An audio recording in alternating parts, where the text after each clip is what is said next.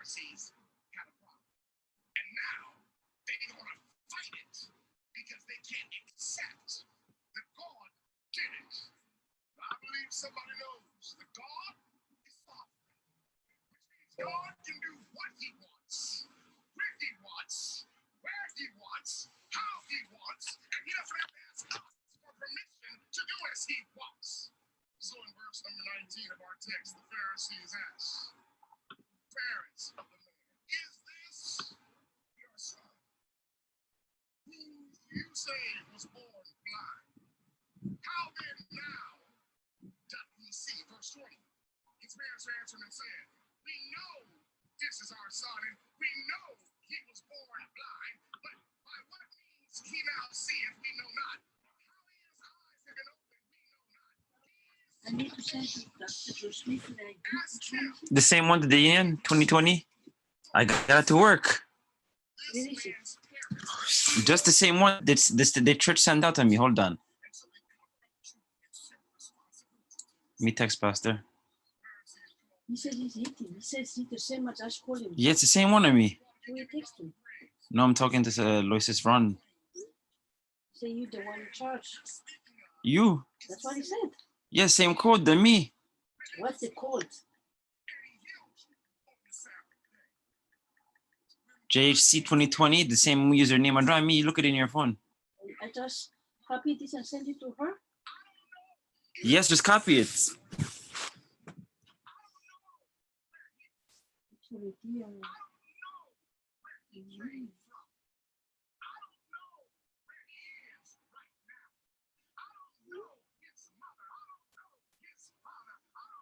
He's eating now? It works. But the only thing it's through my Facebook. I don't want people seeing me though. I guess I can stream.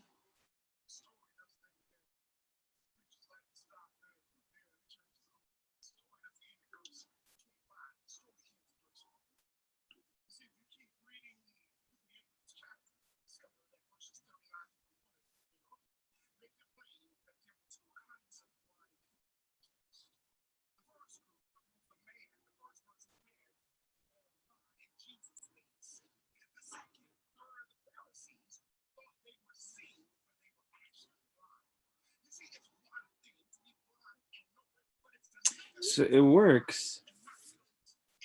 Is it on YouTube also? Let me refresh.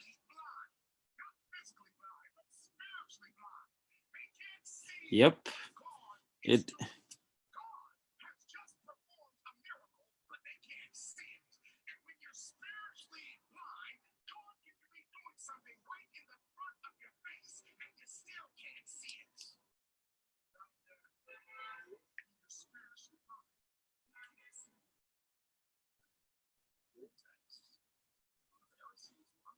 Let me send it to her. She doesn't believe me.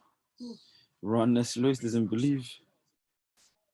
It says I'm live now, but it's like on my personal.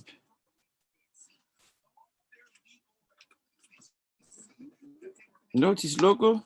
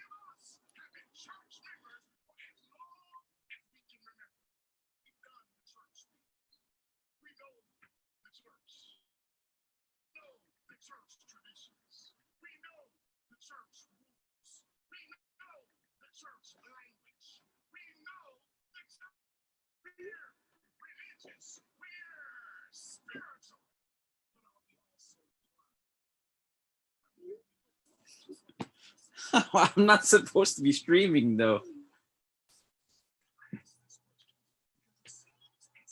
It works, but What we see what's going on. But we're blind to the spiritual implications, inferences, and insinuations of things.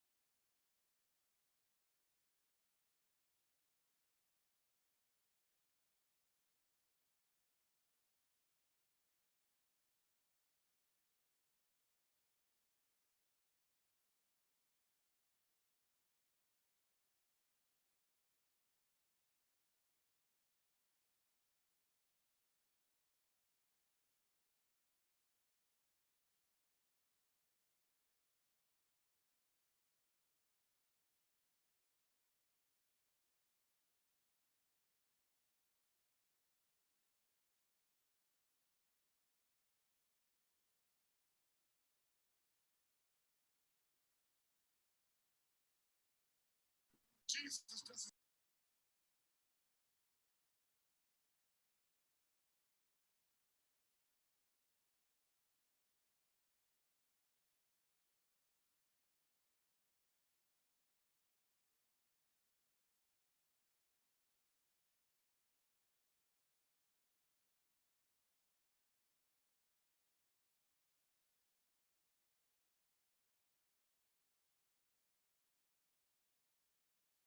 Pestilence is defined as a fatal epidemic disease, as of yesterday, over 2 million people worldwide have had or currently have the coronavirus, and that number is probably greater, but testing has over 193,000 people have died of coronavirus.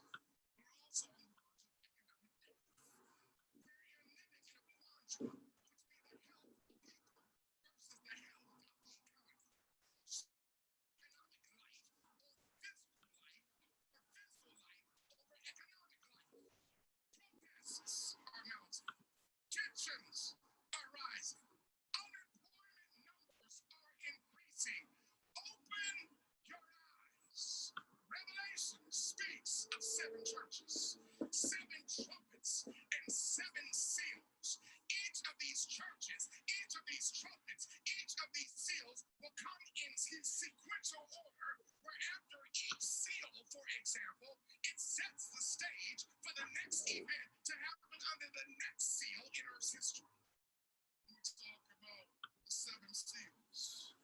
In Jesus' second coming, according to Revelation 8:1, in the 7th seal. The Bible says in Revelation 8, when he had opened 7 churches, 7, there was silence, 7 seals. Why is there silence in heaven? I'm so glad you asked. Silence in heaven means that Christ and his angels are on the way. That Christ and his angels are leaving heaven on their way to this earth to redeem God's people at the second coming, and it takes them about a half an hour to get there. What are you talking about, Pastor Burrow? This is signs and wonders. They're prophetic. In Bible prophecy, you will remember that one day is equivalent to 1 year. Now remember, there are 20 hours in a day. 1 day, 1 year. There are 24 hours in 1 day, which means then, if there are 24 hours, there are 48 half hours in 1 day. Are you with me, everybody? 1 day, 1 year.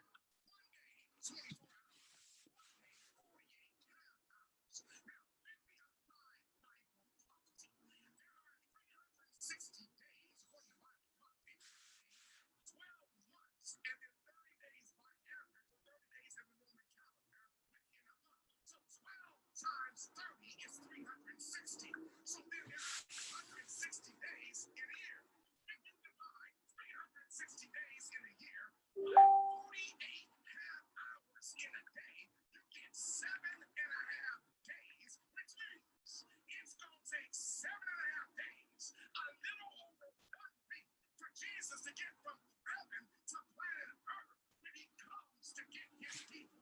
All of this happens under the seventh seal. Now, in the sixth seal, just before the second seal, just before Revelation chapter 6, verses 12 and 13 tell us. This is so weird, man. It's so cool, but weird. Like we pastir. Because the site maintains a lot of North American division. It's really good, but you have to pay to have it on your Facebook page. If you're doing your church page. I don't want to pay, so it has to go to my personal page. So I'm streaming Jack Snake's content through me now. Like I'm the pastor. No, pastor.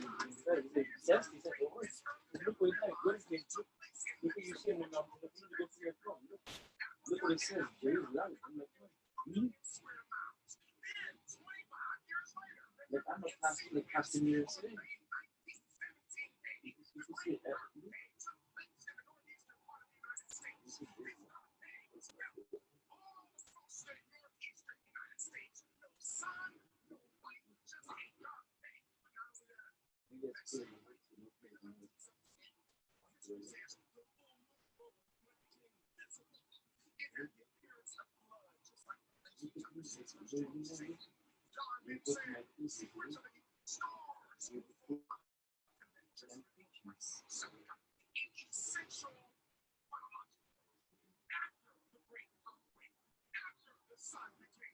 I don't mind. It's weird. The stars fell, and it was seen from Canada to Mexico and from the mid-Atlantic to the Pacific. These events, the great earthquake, the sun turning black, the moon turning to blood, and the stars falling from heaven, they all occur under the sixth seal. After these events occur, the seventh seal would be imminent. And in the seventh seal, there's only one major event that's going to take place, and that's the coming of Jesus Christ. Friends of mine, we are living in the time of the seventh seal. Get your house in order, open your eyes, and see what God is doing.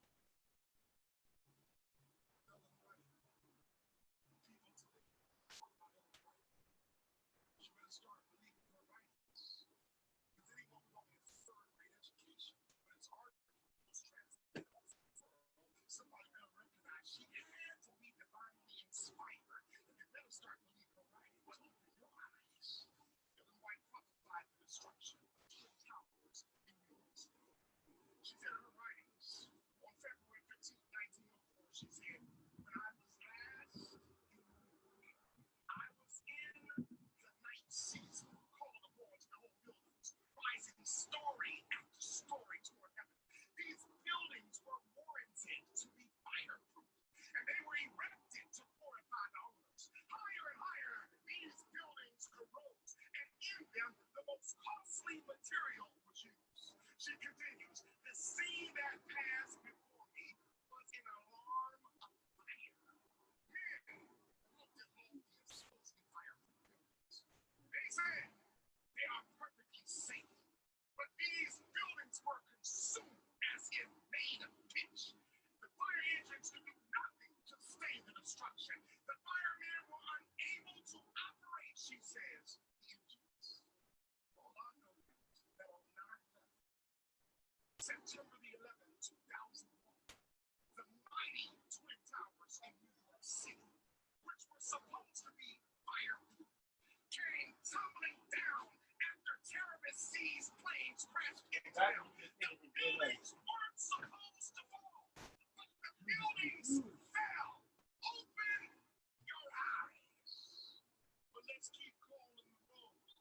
There's a sexual revolution in the land, and people are afraid to talk about it. But I'm going to cry aloud and spare not. Adultery, fornication, pornography, open marriage, marriage swapping, the sexual abuse of children, the sexual trafficking of children, homosexuality, and venerable diseases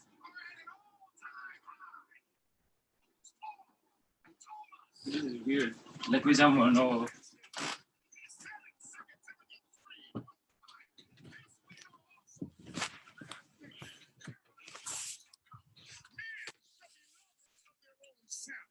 Covetous, boasters, proud, blasphemers, disobedient to parents, unthankful, unholy.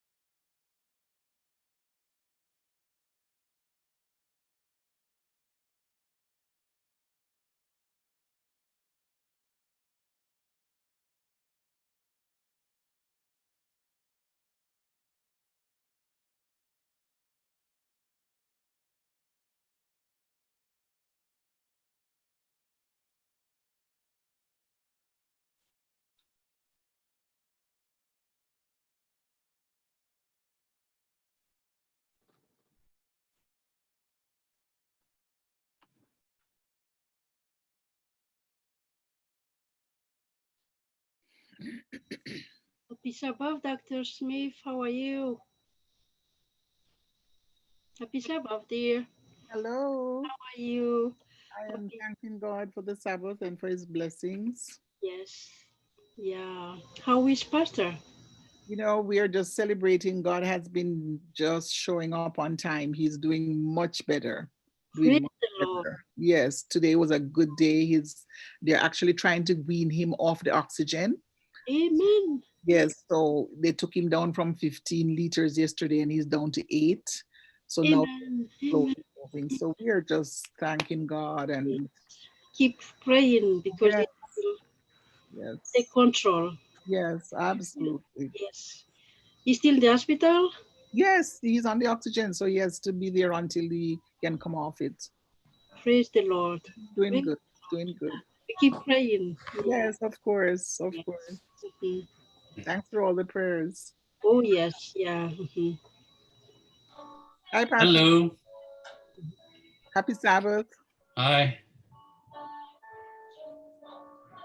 So it looks like we only have a couple of people so far. I guess we'll wait a little bit. Okay. So Dr. June, Holy asked me to introduce you.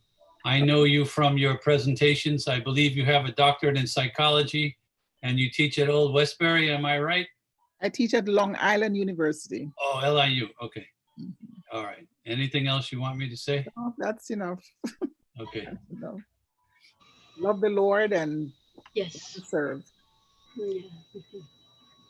All right. Okay. So if you don't mind, we'll wait a few minutes Sure, so sure. we have a decent amount of people.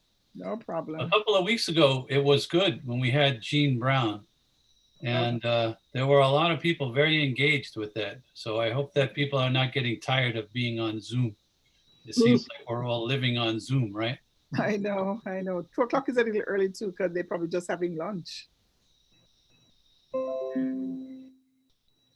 We have something else at 4, so we try to fit everything in.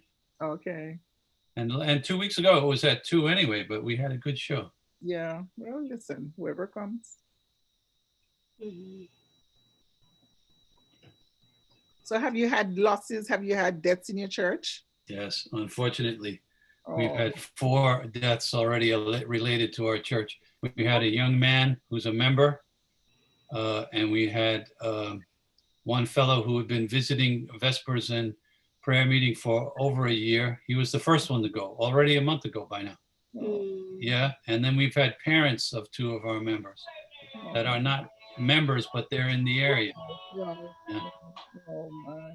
yeah, it's not good. Terrible. And every week we hear about somebody else that, someone we know who has a death. Right. You know, it's horrible. Which church do you usually go, or do you usually go around from one to the other? We go from one to the other. Every Sabbath, my husband preaches in another church. Right.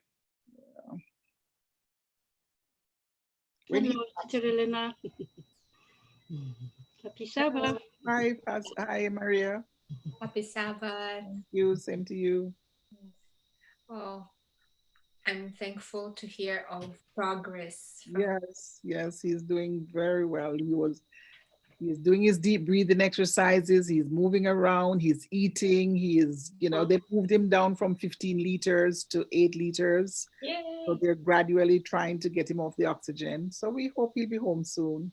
Amen. Yes. That is very good. So I didn't really hear the beginning of the story. What happened? How long ago? What was the history of the This, whole thing? this is his 13th day in the hospital. So like a couple Tuesdays ago, Wow. we have a niece that lives with us and she works in a nursing facility and her patient was tested positive. Oh, But once she got aware, she went and got tested and then turned out she was positive as well. But by then we were all exposed to it. So she was quarantined immediately and we were showing no symptoms. And then a couple of Tuesdays ago, when he started having a temperature and, so we are like, oh my goodness. So we did everything people are doing and telling us to do, drinking all this stuff that we're to drink and keeping hot drinks and breathing in hot steam and doing everything you can do. And by last Tuesday, he started to have difficulties breathing. So Marvin took his temperature, his oxygen, and found out that it was 89. Uh-oh. So he said, Dad, we need to get you into the emergency room. So they did. And then they started him on oxygen. And they realized after they did whatever x-rays and stuff, they found he had a pneumonia. So they started treating that. And, you know, we're waiting on it to clear up and stuff. And then by almost a week after, some score told them that there might be something like a clot. So they checked Right. and a CAT scan and found that there was a blood clot. Yeah, so that was a good discovery because Right. So that was blocking the flow of blood and taking the oxygen where it needs to go. So they have been treating that since, and since then he has started to feel better. Wow. Oh, Heart is breaking up, and you know. mhm. So now they're trying to wean him off the oxygen, and so he can breathe on his own, and he will be up and out. So we're just begging, thanking God, and celebrating every day of improvement. Yeah, yeah. Thank God. Heart alone could have taken him out. I mean, you know, the doctor was just so frightened, you know, so because they're so zeroing in on the COVID thing that they're not looking for alternatives, you know. Mhm. It was just divine intervention that they went and did this CAT scan and found it. So we're just so thankful. Yes. That's like, I work very close to the hospital. I work at the blue glass building at the corner of Franklin and 200 and Old Country Road. Okay. So before the flyover going to the hospital. Right. But being that the hospital is almost mostly COVID patients, Mm. we try as much as possible not to go unless it's really necessary Right, of course. to also protect the dialysis patients that we deal with Right, and right. ourselves. So that's why I've been working from home like 2 times in a week, like Mhm. Monday and Friday. Right. Tuesday to Wednesday to Thursday, I go in, but Mhm. I have the dietitians working from home 100%. Good. Just because I'm like the administrative dietitian, I have to be there at Right. some days within the week. Right, right. Yeah, it's a real risk, and it's a real, you know, threat. And so many providers have gotten infected, and you know, so we've been very thankful for those who are able to show up and do what they have to do. We've been blessed because Lynn works at the same hospital, so she's able to go in and see him. So she takes, Yeah, yeah. yeah, she's able to If bring yeah, him. if not, it is like a lonely, Yeah, a very lonely and isolated you're in a sickness. room all by yourself, and you know you have no energy to even talk. So he's not even taking calls because you just need all your energy to breathe and to try to stay Wow. healthy, you know, and mentally alert. And so, but it has been a blessing because he has his phone, and you know, we FaceTime every day. I would sit with him in the room for hours when he's doing his exercise or whatever. So he has company, and the grandsons are always calling him up and, you know, talking with him. So Oh, we take turns to keep him company, you know. Yeah, that's And good. many nights I stay up with him until he's ready to sleep. So he has a great team of providers. They did excellent care. I would recommend that hospital, I tell you. Very good. The doctor calls me every morning after his rounds and brings me up to date on what's going on. So you're aware of the progress, you know, or the problems. And it has just been invaluable service. So we're so thankful, so thankful. Praise But God. he's Which in his hospital faith is is that? stronger. He's trusting God, and God is showing up, and we just are grateful. Amen. Yeah. so I think we should probably start because there are people perhaps watching on YouTube or Facebook. We've been waiting to see who would show up here. In any case, your message will be recorded and archived too. So maybe you can start with the presentation. Hopefully by then, people will be in and might ask questions. So I was asked to introduce Dr. June Smith. I just want to welcome everybody. This is the Jackson Heights Zoom and Facebook and YouTube channels, all in one. Today, we're having Dr. June Smith, a psychologist and a professor of psychology, talk to us a little bit about handle the stress and the grief related to the coronavirus pandemic. Dr. June, when I asked her how she would like to be introduced, she said, I'm a friend of God and a servant of God. And I have been in some of her presentations before. I think you'll find they're very sensible and clear and relevant. So without further ado, we'll ask my wife to have the opening prayer and then we'll commence. Thank you. Let's pray. Father God, we praise you and we thank you for your goodness. Thank you very much that amidst chaos and sickness and death, even that we can find peace and comfort and solace in the fact that you are God, that you are sovereign, that you can be there for us and for everybody else. We know that you are working despite us seeing a lot of suffering, but we know that in your goodness, in your heart, in the best possible things for all of us, that you are there. Thank you. Please be with us now as we listen to Dr. June, as we learn from her. Bless her. Bless all of us. In Jesus' name, amen. Amen. Amen. Well, thank you for having me. I know we're going through a very difficult period as everyone is in some way touched by this pandemic experience that we're having worldwide. As you know, I shared that my husband is struggling to breathe and survive this horrible encounter with this virus. And God has been really blessing and he's doing much better. He's still in the hospital counting down from his experience, and we anticipate that he should be home soon. So we just give God praise and thank him for showing up on time. I trust that all the families that are affected in one way or the other, that they will hang on to God, because in a time like this, we have no other source. And I can assure you that it is a human experience and everybody's grief is going to be different, because that's the nature of grief. So I've been asked to just address the concept of grief and help to explain what people might anticipate and how they might deal with it in the ways that they are able to. Grief is a very natural response to our losses, which could be from a variety of sources. So when we have trauma or we have any kind of disruption in our routine that causes pain, emotional, psychologically, and even physical pain, we grieve. And it is a phenomena that allows us time to process what's going on and to cope with it in ways that we learn how, and hopefully to get over on the other side. The goal of grief is actually a mechanism, a defense mechanism to cope with this horrific experience that brings us to that point. So it is a part of the healing process, and we don't want to deny it. Unfortunately, grief never ends. Grief changes, or we have different aspects of it. So you mourn the loss and you go through, and that depends on your culture and your traditions and practices. So people have different ways that they manifest that. But the grief itself and the loss that you have experienced is a part of your reality. And you create new norms to be able to live your life beyond the loss. But the grief and that burden that you carry is going to be your personal encounter.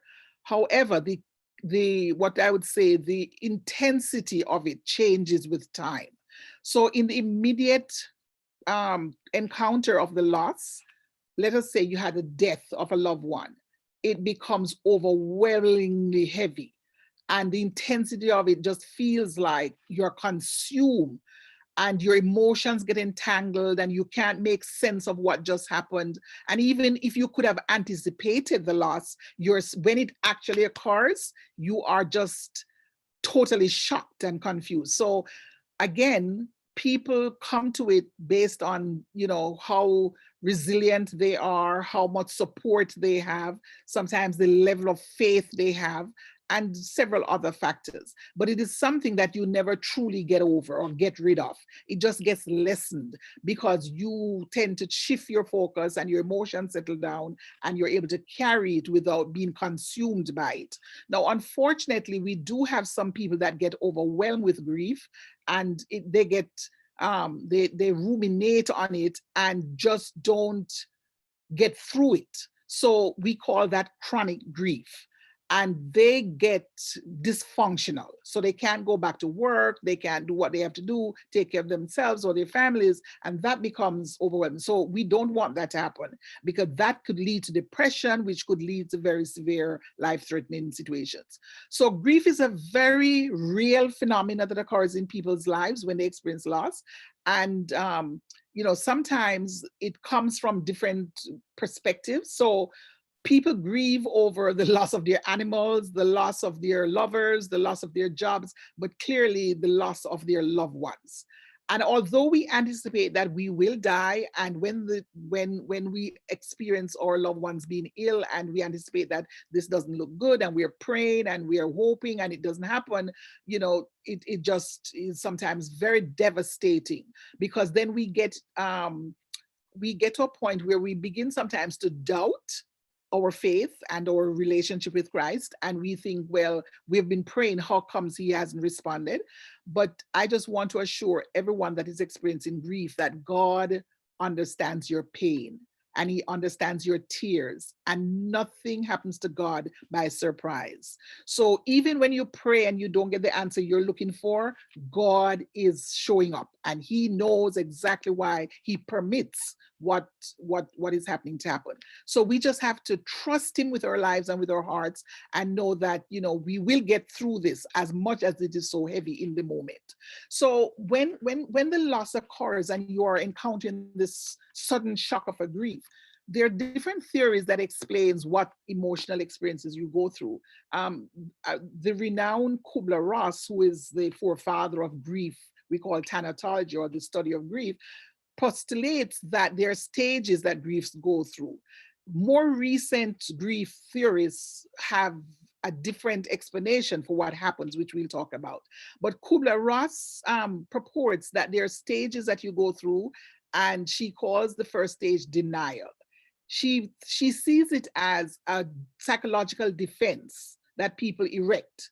And the goal of denial is, once you hear that the loss occurs, if you tell yourself, no, that's not true, that could not have happened, I just spoke to her yesterday, or I saw her and prayed for her in the hospital, or I have been praying for her and there's no way that could have happened. So you're going through these kinds of denial, and Kubler-Ross thinks that you're giving your psychic time to absorb the shock of what you heard. Because if you accept it immediately up front, you could have like a neurotic break or something. So you deny that this happens, and it gives you time to absorb it, and then you can cope with it a little better.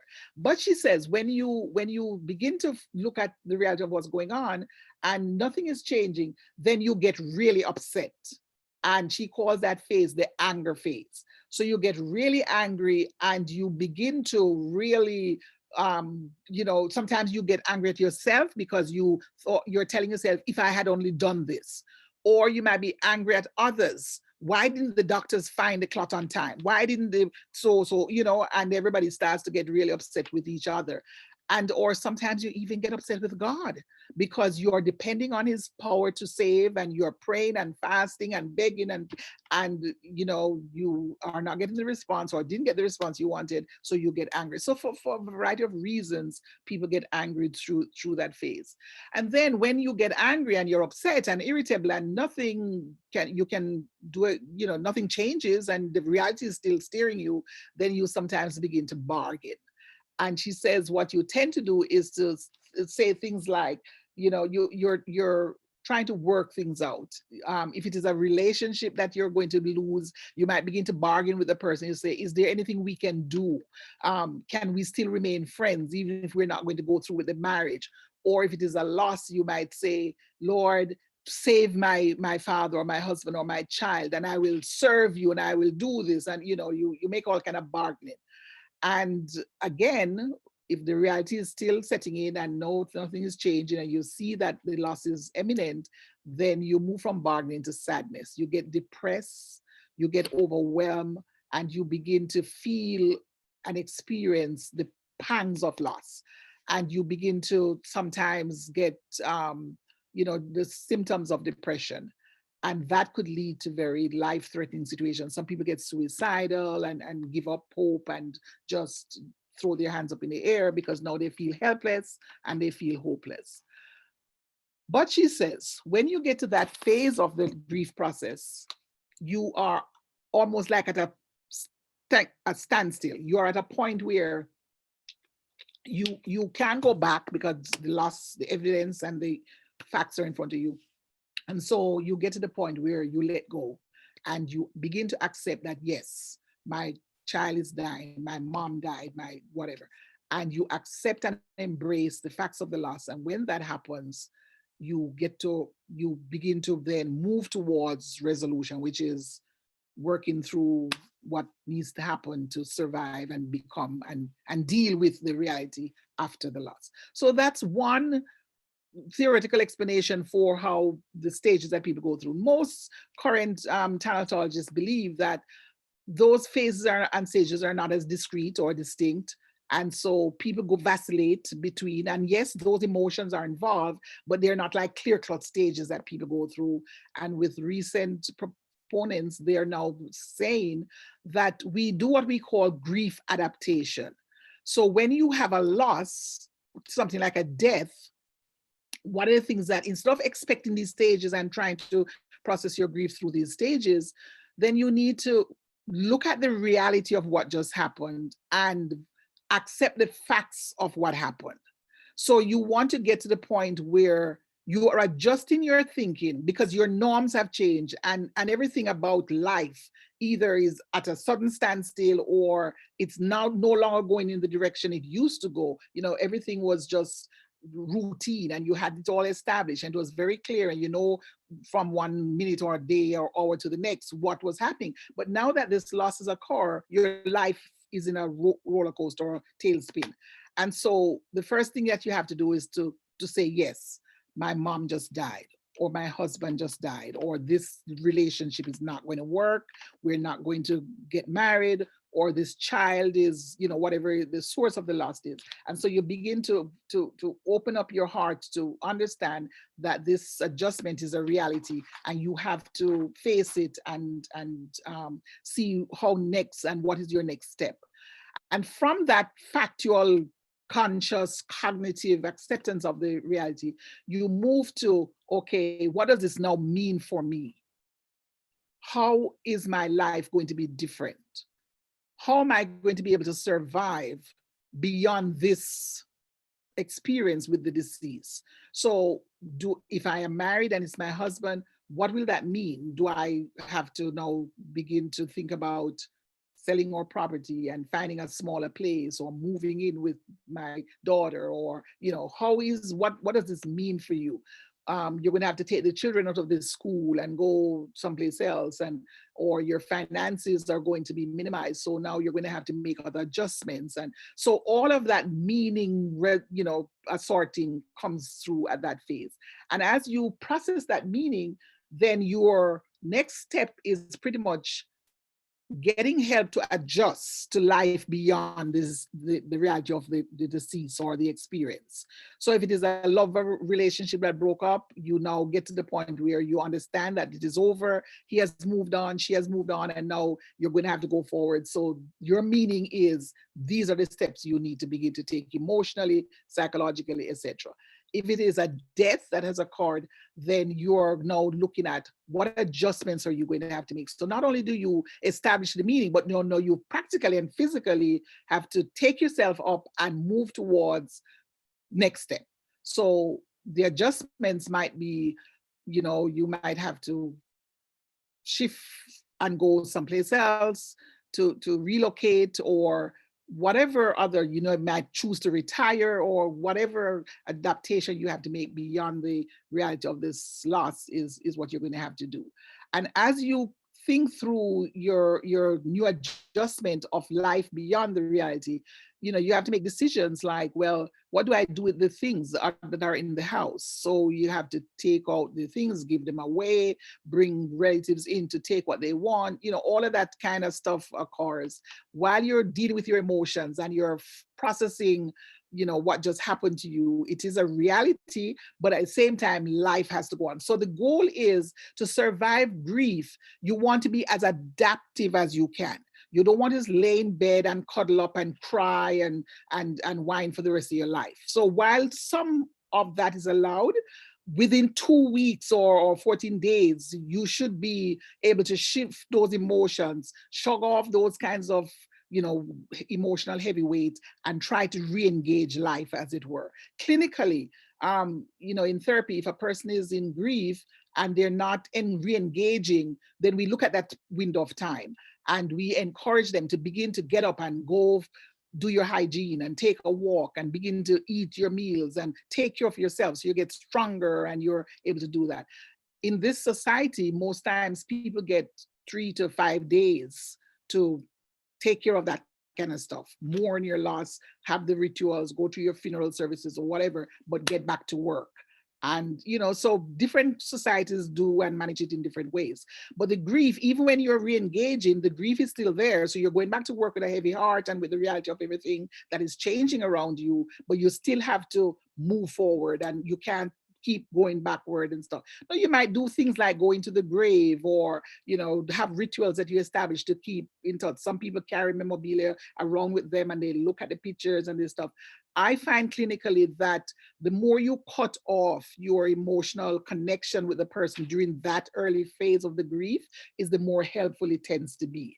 If every day you get up and you keep looking at the pictures and you keep looking at the memories, then it tends to trigger the grief and it's harder for you to get past that phase of it. At some point later in the future, you can do all of that. But in the early stages, it is not helpful to keep just constantly looking and ruminating and crying, because it just keeps you in a very painful emotional state and it makes it harder for you to get past that. So as you adapt from one stage to the facts of it, the meaning of it, the life beyond the grief, then now you're going to have to move on and this all comes within several months and even sometimes years, meaning a year or so beyond, where you now have to say, okay, yes, my life is in a different place. My spouse has passed, my parents have passed, whatever, and whoever the person is. And this is now what I'm going to have to do to re-engage life. So now you relocate the memories and any stuff you have of this person in a different emotional phase of your thinking, and clear the path emotionally and psychologically for you to move forward. So in other words, you're not stepping over this grief. You're putting the grief aside while you keep it because it's a part of your reality, and you're moving forward to engage life and become functional, become productive, and move on with whatever you have to do. So if it is a woman who may need now to go back to school because she needs more skills because she was so dependent on her spouse, then she may have to start thinking about that process. If it is a man who has to, get help to take care of the kids and he needs to bring in a housekeeper or whoever, then he's going to have to look at those things. So people have to adjust to whatever their new norms are and reconnect with productivity and function so they can keep living and moving forward. And at the same time, you're spiritually, nurturing your soul, and you're leaning on God and recognizing that all good things come from him and that his promises are true. He's not going to leave you alone. He's never far from you. So you're claiming the promises. You have your favorite text and you're doing your devotions and you're feeding your soul, you're nurturing your soul, and you are falling flat on your face, as it were, in front of him, and just tell him your woes, and he will nurture you as you're physically and psychologically going through this.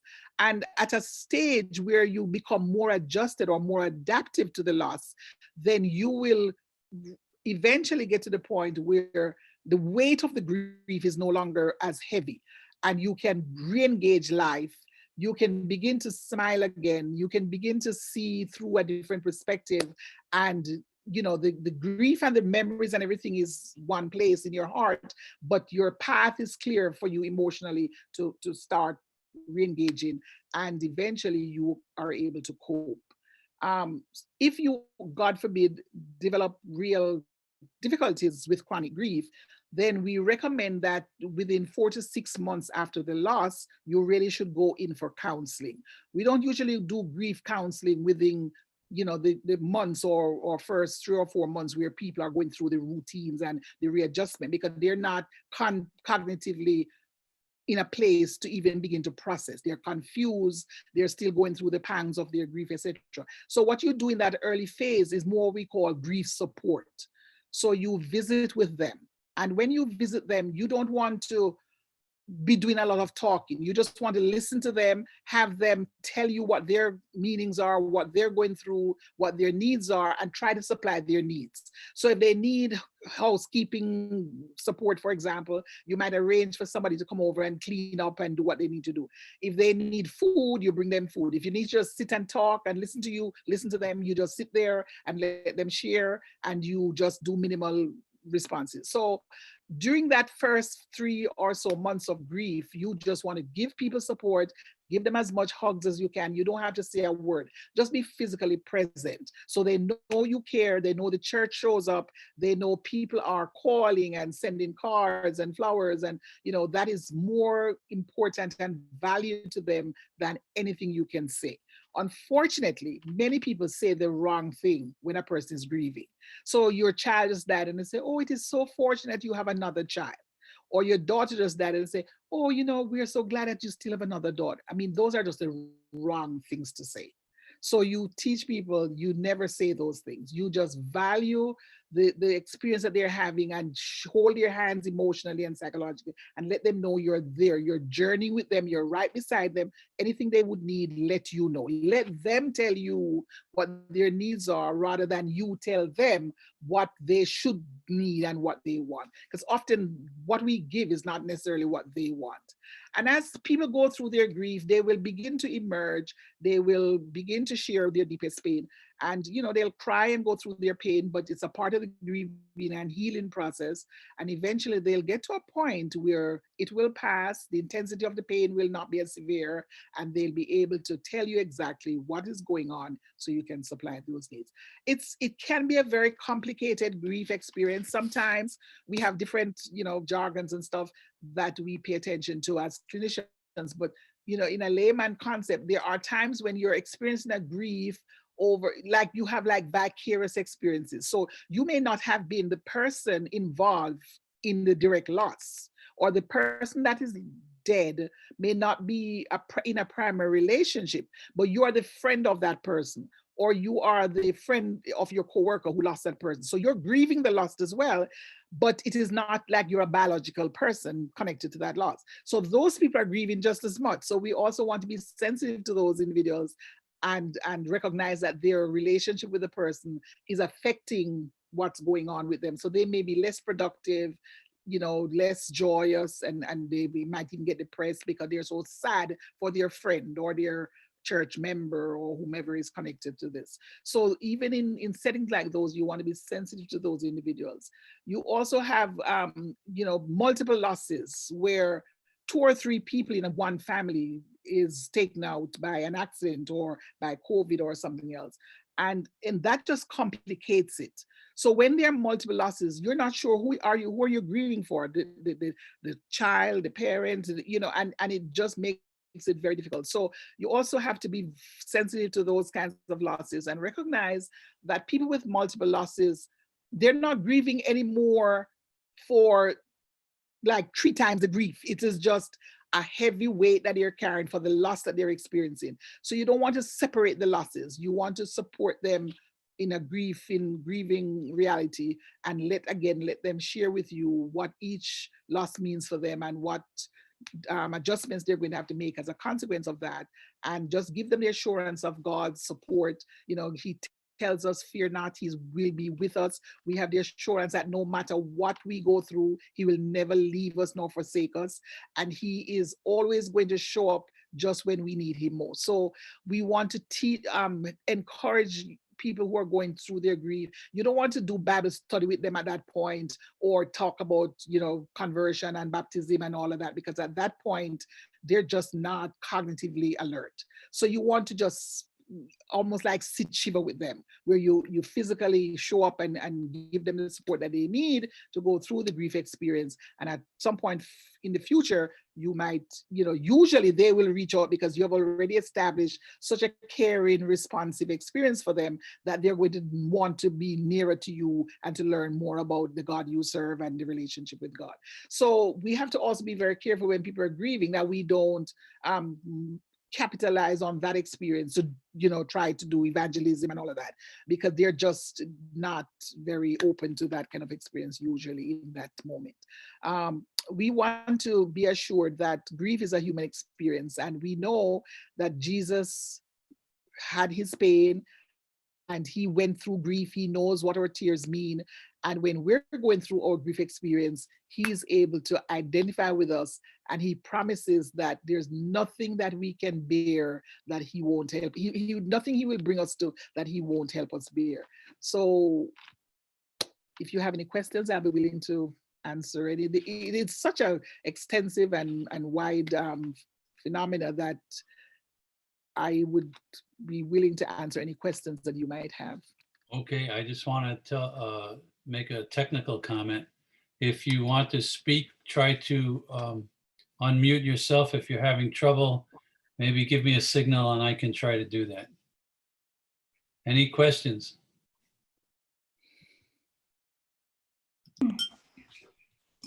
Okay, I unmuted everybody, so you should be able to speak.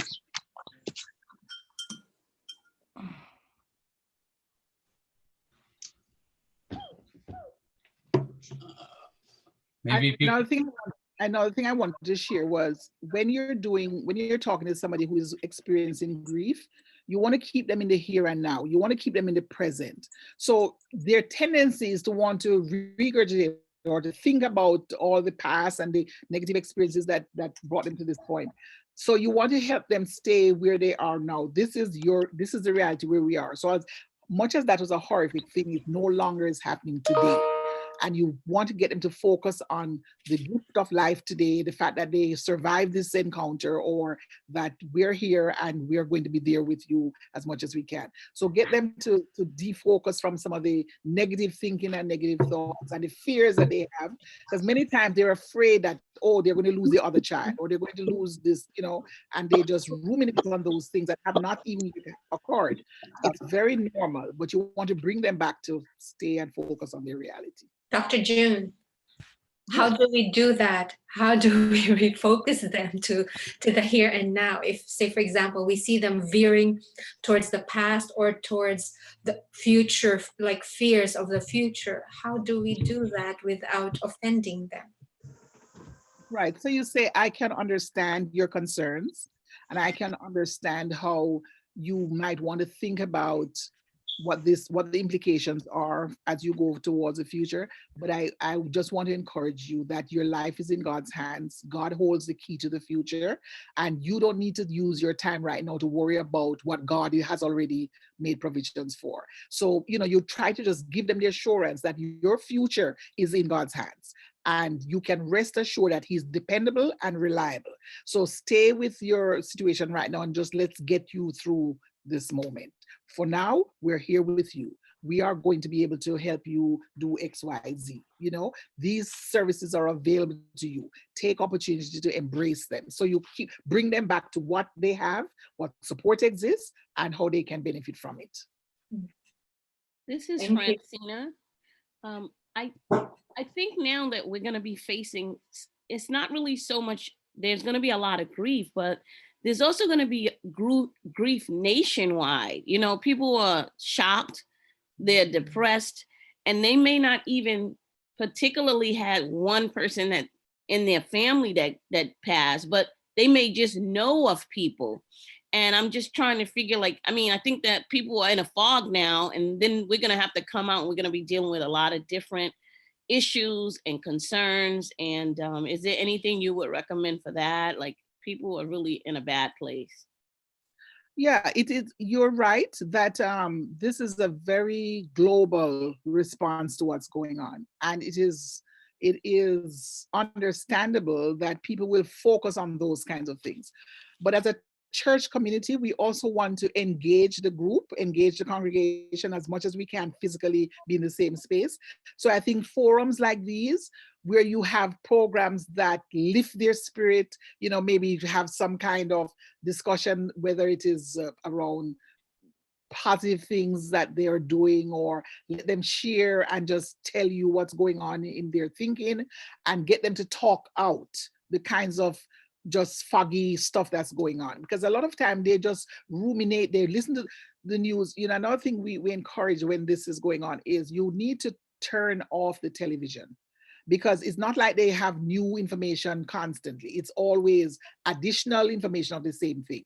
So that tends to fill the psychic and overwhelm their perspective. So if they can reduce the consumption of the negative news that they're hearing, then they might begin to readjust and focus on other things. So I encourage families, for example, to put on Christian music in the home, songs that empower their faith experience, and have family worship together, and get the kids and the family to focus on God's love and God's power, and that no matter what, when we go through the water or through the fire, he is going to be there with us. So we want to, as a community, offer those kinds of support, and then we might narrow the support to particular targets. So if there are people in your group that need this kind of support, then you find direct response to the needs that they have. So we just have to, help them talk it through. Yes, it is a global thing, and everybody is vicariously grieving for everybody else that they hear about. And it is not something that can just dissipate overnight. But at the same time, we have to know that we have to limit the consumption of all of that, and just keep our hearts rejoicing in God's goodness despite this tragedy. We have to know that God has still been faithful and just, and that God has been merciful. Because in some families where people or individuals have been exposed to this virus, they have no symptoms.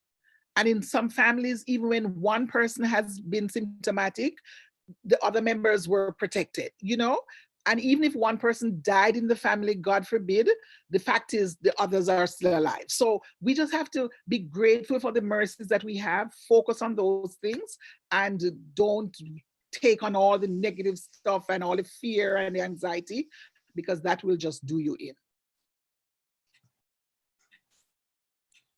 I think there are reportings of positive things that other people are doing to help other people. So if we can identify those programs or the times of the day when those shows are being aired, I think that's a good thing to share.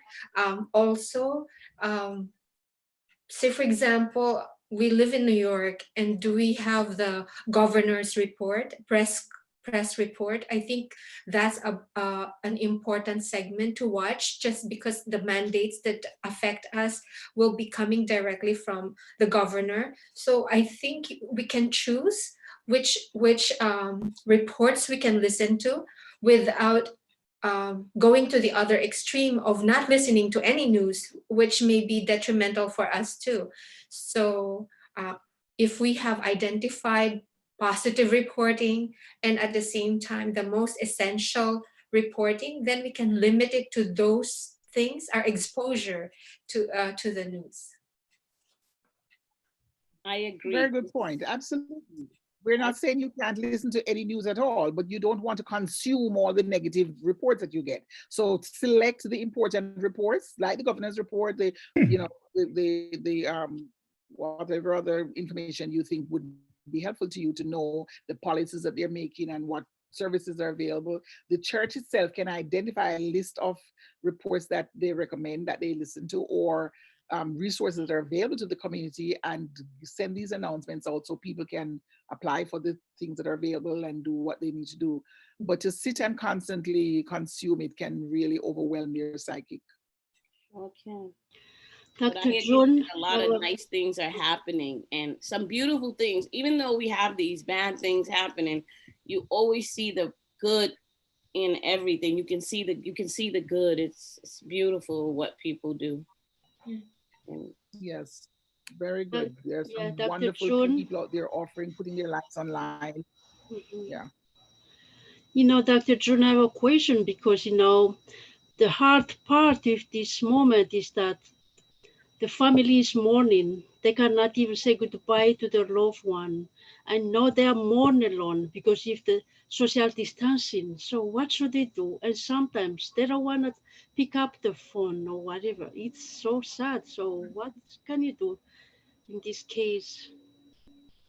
Yeah, that has been one of the downsides to this experience.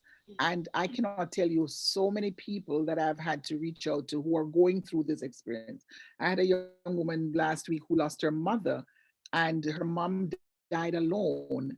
And it broke her heart that her mother of 88 years died alone when she has 6 children and none of them could be there. And that was a very difficult and traumatic experience for her. So not only is she grieving the loss of her mom, but she also felt guilt that this happened and she couldn't be there. So one of the things I had to help her do was look at the reality of her constraints, and that there was nothing she could have done given the circumstances otherwise. So she was able to dissipate the guilt and focus on the funeral experience. Now the family prepared a Zoom funeral, and they had a beautiful going away service for her mom, and they came together in that regard. So as much as the reality is, it seems so inhumane and so heartless, we just have to then focus on the alternative that we have and use it to the best way we can. So if somebody in the church, for example, passes and the family is just so overwhelmed, we have to try to reach out to them and let them know we're here, we're going to help you plan the funeral. We get nice positive songs, and we get the pastor to preach give a sermon and lift the heart and burdens of the people, and just encourage them to hang in there and hold on to Christ. So we just have to use these rituals to put closure to some of that experience, because the reality is we cannot go into their homes, we can't give them a hug, we can't say goodbye. And we just have to do the next thing we can. So yeah, that's how many families have. This week I attended at least 3 funerals on Zoom. Wow. Yeah, I think one thing also that we can do, if the grieving person or family is not picking up the phone, we can still send them mail. Right. I'm not sure if flower shops are open and that you can order and they can deliver. I'm not sure, but if even Right. if they are not picking up the phone, we can do other things maybe that can still reach them. Yeah, we can pray for them, because coming from someone, I had a death, my husband died. I couldn't answer the phone after a while. It was so many phone calls. It was so overwhelming. So it becomes very overwhelming. You're kind of repeating the same thing over and over. You're trying, and so you have to stop. So I think you can pray for them. You can send them a card, something that maybe they can deal with later. But sometimes it's not that they're being mean or anything. It just becomes overwhelming. Right. That's a very good point. You can also, what I've been hearing that people are doing is, for example, especially in older people, they would bring care packages and they leave it on their steps, and they call them and tell them that there's a package outside your door, or I'm coming over with a package. I can't come in, but I'm going to leave it. And they come out and they pick it up, and they're able to access it that way. So we can send care packages, we can send food, we can send whatever we think would assist the family. And although we can hug them and go in and talk to them. I think right now people just need to know you care. They just need to know you're there, you're walking this experience with them, and embrace them in that regard. Yeah, I think we can text also. Just because text, they don't have to pick it up, they don't have to respond to it, but at least you can convey your message. Well, let me tell you, as you all know, my husband is in the hospital fighting this COVID thing. And it has been 2 weeks of utter emotional torture. We're praying, we fasted, we are begging God, we are going through all the emotions that are involved, and we have the faith that God is going to show up. But you're human. You watch the news, you see all the reports, and you're thinking, oh my God. And you just get to a point where you have to it's like you're at the Red Sea, the Egyptians are on your jugular, the sea is not parting, and you can only look up. And that's the experience we had. And so we just kept trusting God. I had to believe that God was going to show up. And I kept telling myself he might be 12 days late, but he's going to be on time. And every morning the doctors would call and they'd give me their reports and they would tell me what's going on. And some days you're hopeful, some days you're, oh my God. And it just kept like a roller coaster. But one of the things that I found so reassuring was the hundreds and thousands, I mean, literally thousands of people that were contacting me via every known source. I mean, my phone isn't taking any messages. My house phone, I have not even cleared those messages. You just hear the calls coming in. My email is blocked with stuff. You know, Honey has not been able to answer his phone because it is overwhelming. But you know, and they're telling you, Sister Smith, your husband is going to be okay. We just finished praying. One group anointed him. You know, they're fasting, and we had people in Africa, in every known country of the world that we have ever been, calling us, assuring us we are praying. And I was so encouraged that God is going to reward the faith of his people. So, you know, even though it is overwhelming, it is very comforting to the person going through that motion to know that people are holding their hands up and people are calling out his name in their prayers and that God is going to be there. So just keep praying for them and encouraging them and, you know, help them get through the moment. I have a question about something you mentioned in passing. I think, you probably remember, my father passed away about 4.5 months ago. And I went through, you know, some processing back then. But then with this new occurrence and hearing about other people dying, it's like I'm going through it all again. And you said something about 4 or 5 months. So I'm curious to know more about that. Yeah, what tends to happen is that one grief experience tends to trigger all experiences. And sometimes, like in your case, Pastor, you are grieving vicariously for all your members and all the people that are going through this, but you're also grieving for your father. So you're in a very difficult emotional space. And you have to give yourself permission to grieve your personal loss.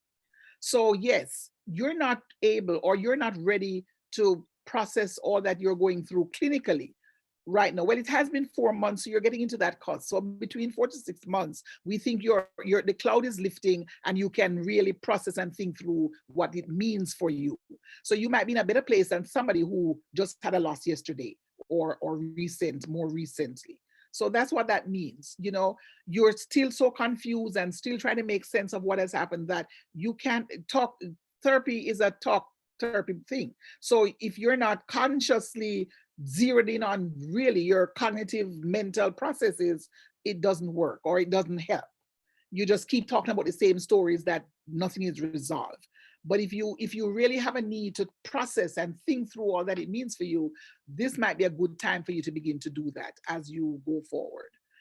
Unfortunately, you have to be prepared that all of this environment and the stuff that's going on now will keep you more zoned in on your grief for a much longer time had this pandemic not been occurring. No, I don't feel like it's bad. Okay. Actually, it's all right. Good. You know, to just go back over it again. Yeah. Mm-hmm. Mm-hmm.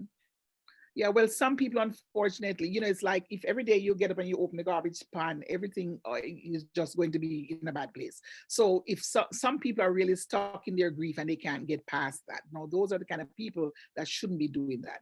But if you have thought through it and you've been at peace with the loss and you feel like you had good closure with the relationship with your dad, then that's a good thing. But some people have what we call unfinished business. So the loss was sudden and they're grieving, but they're so upset because they didn't get to call. They thought about them that morning and they didn't call, or they heard he was sick and they didn't go to visit. So now they feel guilt. So although they're grieving, they just cannot settle that they did the right thing and they blame themselves. And, you know, so they have to work through some of those things as they grieve, which complicates the process. Dr. Joan? Yes. I have a question. I mean, what can you advise I'm not talking about those who lost loved ones, but I'm talking about uh, everything that people lost at this time of the quarantine. We know that people lost jobs Mhm. and some lost more than that. And I know that when reality comes back, there will be some struggles that you need to face later on. Right. And it affects you emotionally, it Mhm. affects your spiritual life because faith are tested during this time, and it also affects relationship in families because Right. it will be difficult and hard times. What can you advise for these families that are affected, especially our church members? Right. That's a very good question. The reality is, you have to look at your assets and look at the reality of your circumstances. So if you lost your job or you're laid off from your job or your salary is going to be minimized in some way and your expenses won't be covered, then you have to sit as a family and do some adjustment. And you may have to freeze spending and then decide we're going to zero in on this. So you might have to start calling your creditor, the people that you're in business with, and say, look, I won't be able to pay my mortgage. However, hopefully in another month or two, we are going to be working. So you negotiate with the banks and you do what you have to do. You can't just leave it up and say, well, they will understand or whatever. So the government is also making available monies for some people who qualify. So you also need to follow those policies and read the papers and look at the governor's report and the president's report and whatever, and see what's out there that is being offered that you qualify for, and understand what process is in place for you to be able to access those resources. So if you're in a small business, for example, and you had to lay off your employees, then you have to, go to your bank and negotiate with them for these small loans or loans that they say you don't have to pay back or whatever, and see how you can sign up for them and apply for them. A lot of information is online that are helping people know how to do that. And you just have to be aware of what's out there. Talk to other people who are in a similar situation like you and see what they're doing so you can gain information from how that is happening. I hear people are now getting checks directly lodged to their accounts based on their income and their stuff. So check your bank account. Maybe there is a $1,200 check waiting for you. um, if you have children, they say you access $500 per child. Again, they will lodge it directly to your account. So there's information out there that people need to be aware of that they can access. If you have savings or other resources that you can tap into, then you might have to, as a family, begin to think, well, we're going to have to do this in order to save this bill or to take care of this expense. You just have to help the kids appreciate that now everything is on hold and you're just in survival mode. So everyone in the family is going to need to adjust and assure, if you're the head of the household, you have to assure everyone, look, this is a crisis, but we are going to get through this together. Don't allow it to break our families down. Don't allow it to break our relationship. We are in this together. We're partners. We're steering through these heavy waters and these heavy currents, and we're going to get through by God's grace on the other side. So you take control of the boat and you steer it through, minimizing the conflicts and talking it out rather than exploding and blaming and getting upset. Thank you. You're welcome. It's Sister Elizabeth. I just wanted to say, I think too, like the church, when we get back, we should begin to start like increase the poor fund and everything like that, so we could all help each other, because it's really nobody's fault. So if 20 of us have a job and the others don't, we should all be trying to help each other. We should try to help each other. We have to help each other because we're a family, and even those who may not even be our family, we have to help. That's a very good point. Lots of people are doing that. So you give up 20% or a quarter of your salary every pay period, if you can afford it, to a fund that can assist families who are totally wiped out or who have crisis for one reason or the other. Yes, that is a service that the church can certainly spearhead, and that would be a great ministry to the community. And you might target other members in the community that are not even members of the church, that you become aware of, who have children or who have older people in their families that have these needs, and then people can pool funds together and assist some of those needs. The gospel is an active ministry, and we sometimes can earn more commitment to the cause of Christ by meeting people's personal and physical needs than by doing a Bible study, according to Ellen White. So, here's an opportunity for us to really put our gospel in action. Yeah, that's true. That's really right. And that's I where we start, at their need, not at a Bible study, at the person's need. Yeah, I think we can, thank you for that, Sister Elsie and Dr. June. I think we can revive the community service instead of doing community service after this pandemic to Right. outside. We can do the community service for our church members who are in need first. Right. Yeah. Excellent. Mhm. I do not own properties, but I heard that some landlords are giving their tenants a break during this time. So that's one way that whoever has property can also help relieve Yeah. the help carry the burden for those who are unable to pay their rent. Yeah, Right. and that's true. Mhm. And I think, Dr. June, what we need also most importantly is the how we prepare emotionally and spiritually after the normalcy will come back and the reality will set in. Well, to a large extent, that is going to depend on what you're doing now. So Mm, you want to make sure that there isn't too much deficit created now while you're going through the experience. So the mop up will not be too severe. So if you do it well, you can avoid a lot of the gaps and the deficits that could occur. So if we organize well, collaborate with each other, and support each other in the initiatives that the church wants to launch and that individuals are trying to spearhead, then we can get out on the other side holding each other's hand. Two, three, four of us are a lot stronger than any one of us.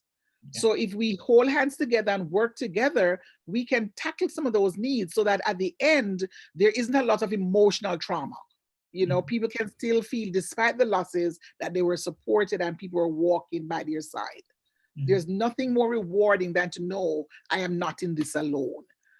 Somebody could start a ministry where you just send a text with a positive message every day or every Friday night or something, assuring them of God's power and presence in their lives and encouraging them no matter what to keep strong and to hold on.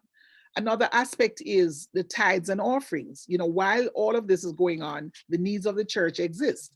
And we also have to encourage our members, despite their overwhelming emotional and economic needs, that the needs of Christ and the needs of the church continue. So they also have to know, where possible, they still have to pay their offering and tithe, and then the church can provide the information where they can pay it online and how they can get it to the church, etc.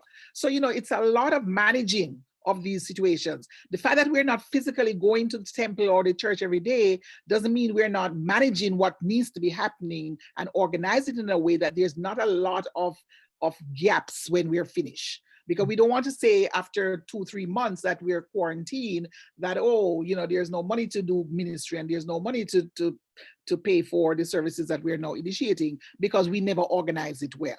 So if we encourage our members to remember, pay your offering online, pay your tithe, do because we still have the ministries carrying and we still have all the needs exist, people will constantly be aware that this is not something that they should run away from or feel like they're not obligated to do, because we're committed to keep God's work going.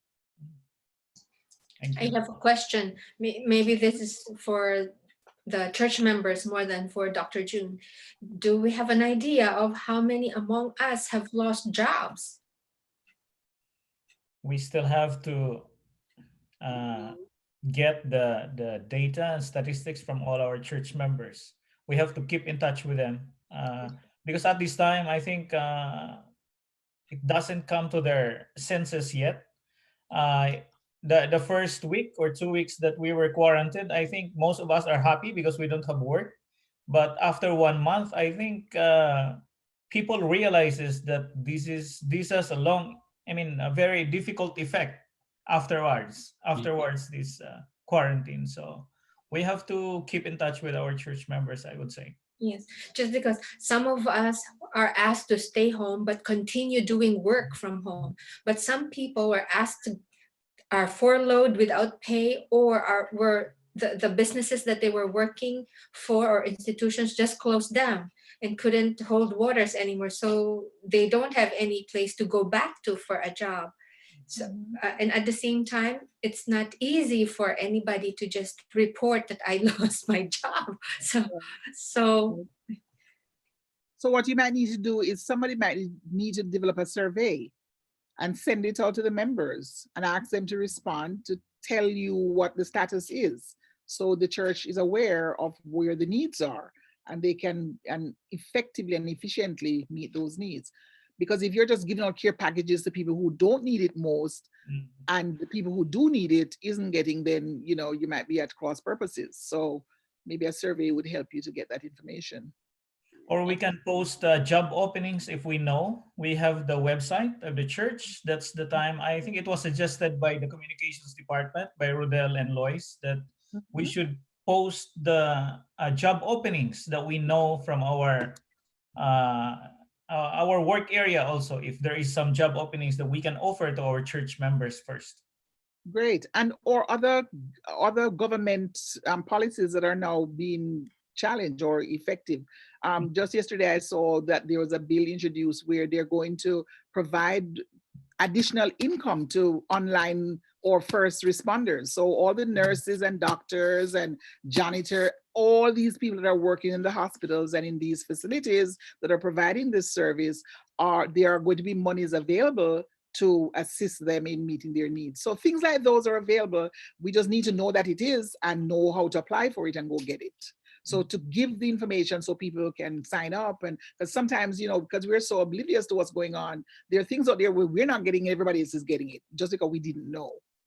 So yes, posting those information on your website, constantly you might appoint one or two people to go through the news, go through the government websites, the information that are available, and just highlight the major primary resources, post that information constantly. So there's a constant feed of information that people are become aware of.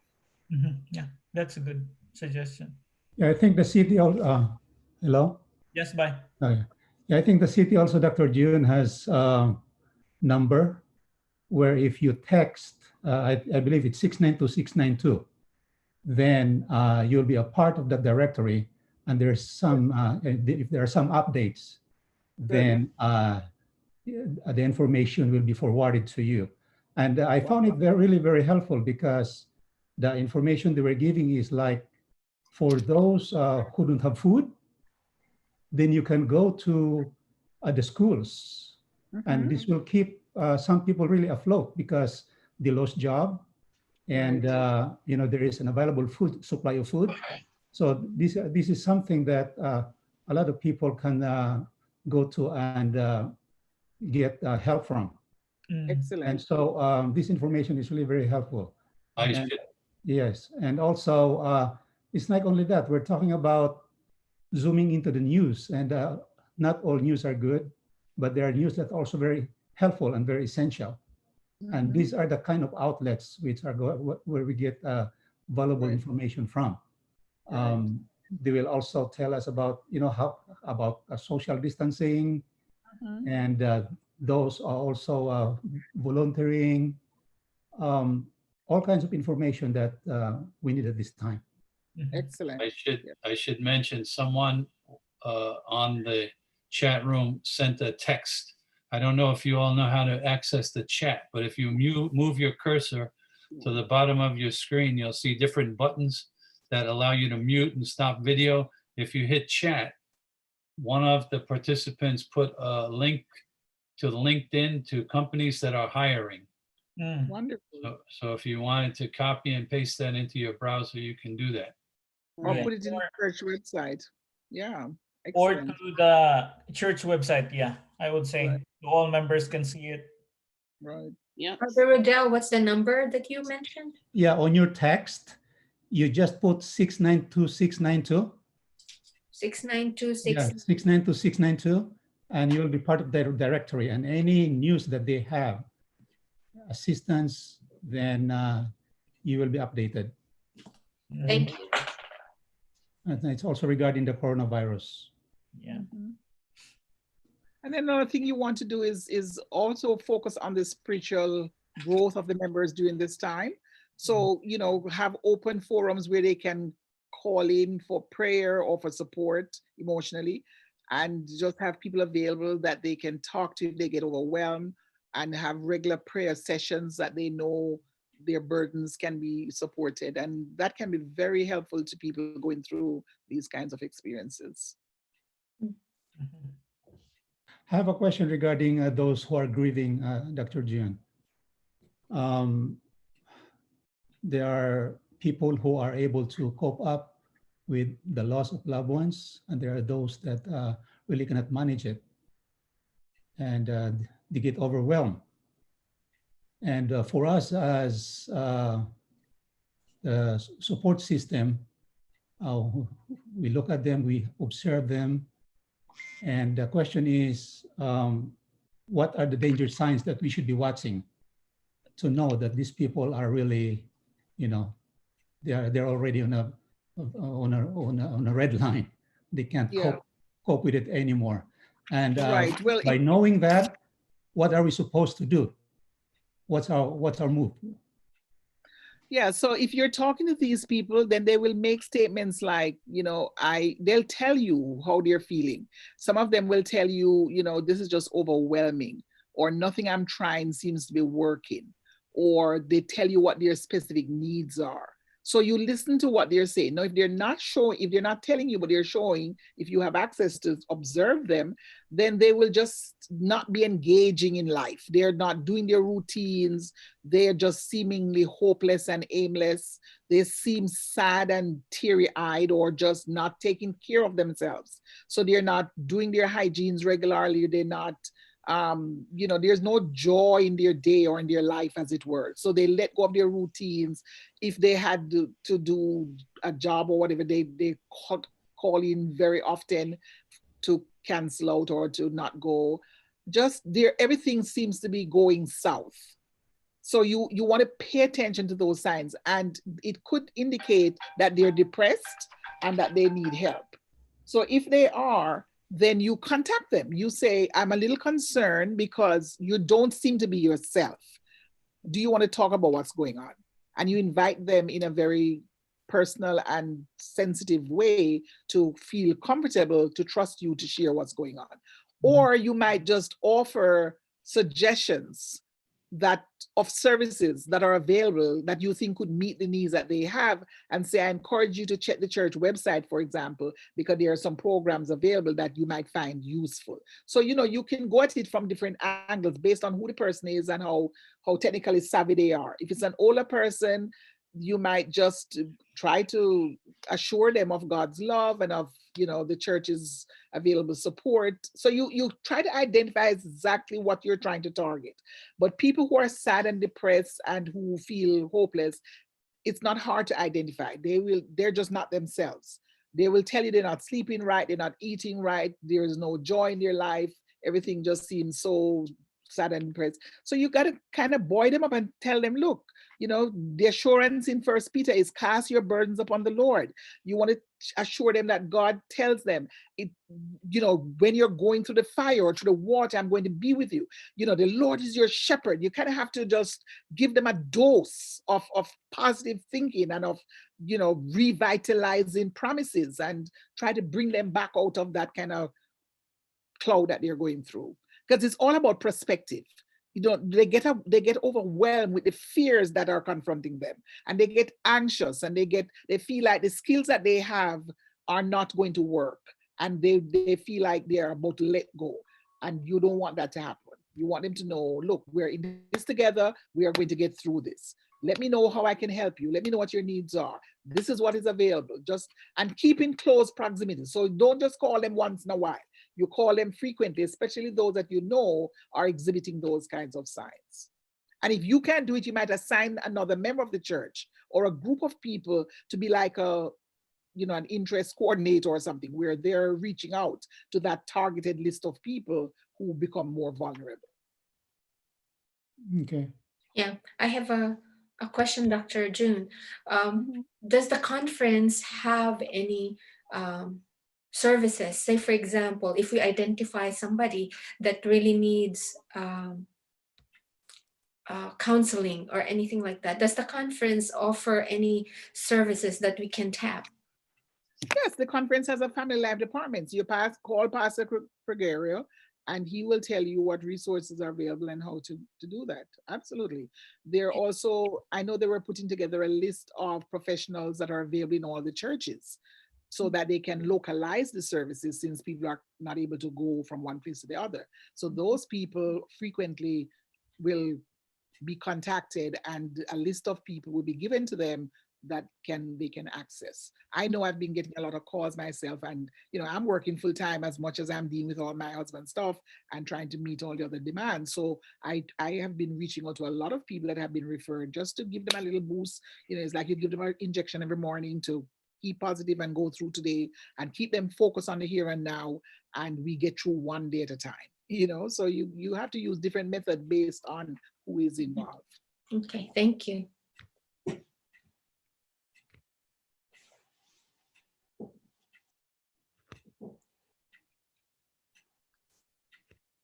Any more? Any more questions or comments? I see we are at 17.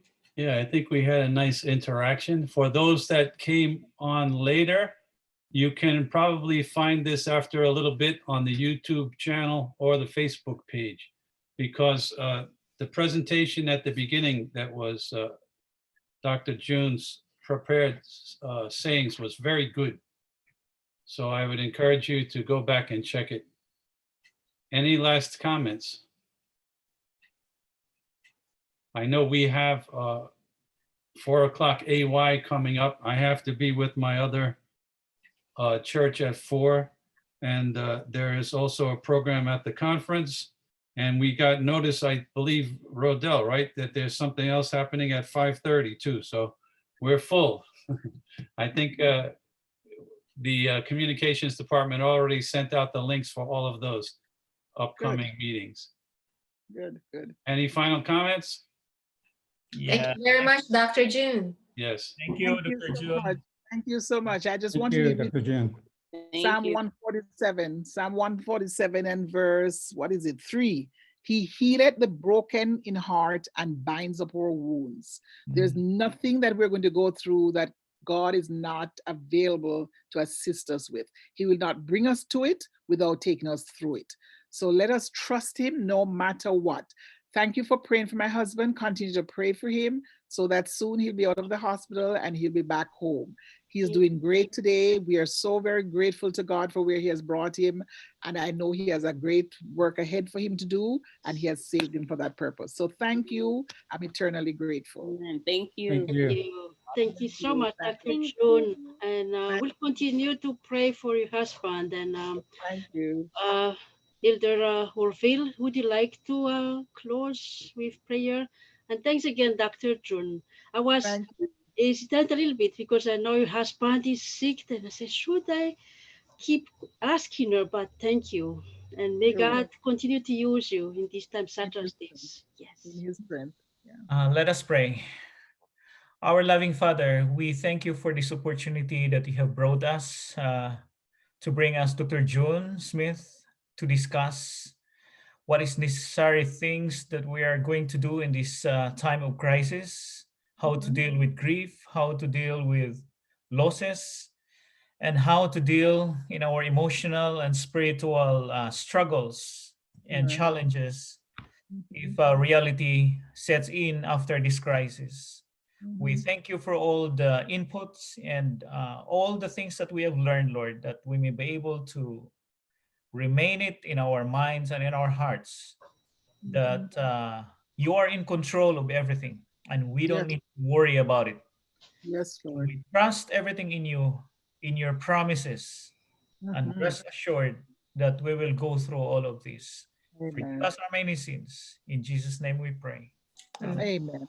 And Amen. dear God bless Heavenly you all. Father, I Thank would you. like to pray for Pastor right now. Dear Heavenly Father, we thank you so much for the opportunity that Dr. June Smith came and give us words of hope to cope with this crisis that you are in, Father. We thank you so much because she's willing to serve you in the capacity. And at this moment, Father, bless her as she's going to do your errands, Father. And to at this moment, Father, I pray for Pastor Smith. Amen. Thank you for his recovery, Lord, and you pray that you continue that recovery completely, Father, because you who start a good work in him will finish it, Father. And be with the doctor and the nurses who's taking care of him, Father, and let him know that soon he will come home and continue the call that you supposed him to do, Father, because you have so many plans for him to finish the work. Be with Dr. June Smith and all the family during this time, Father. We are here for them because we are all standing in the needs of prayer. And let us always claim your promises that you'll never leave us or forsake us, Father. Yes, Lord. And Yes, let us know also that these two shall come to pass. But Lord. until the storm passes over, Father, let us hide under your wings. Yes, Thank you Lord. so much. And I pray for all of us who tune in this, Amen. Lord. Each one of us has our own struggle and own problem. But you told us that cast all our care upon you, and you will lift our burden, Father, because you don't need to carry it alone. And for our brother and sister, the Salavante was still mourning, Father, I pray for them that you give them the comfort and all the rest who are mourning. Thank you, Father, because that's family are for. Be there for one another in good time and bad time. In Jesus' name we pray. Amen. Amen. Amen. Thank you. Amen. Thank Okay, you. just to, Thank you yeah, so thank much, you, Dr. Dr. June. We appreciate it. Pastor. Thank you. Just to coordinate, Rodell, the AY is on the same room or is it on a different room? It's a different from Pastor. A different Okay, room. and they all have the code for that. All Yes, right. yeah. Thank you also, Sister Sahuli, for bringing this Praise the Lord. program. Yeah. Praise the Lord. Thank you. Sure. Praise the Lord. So I have to get ready for my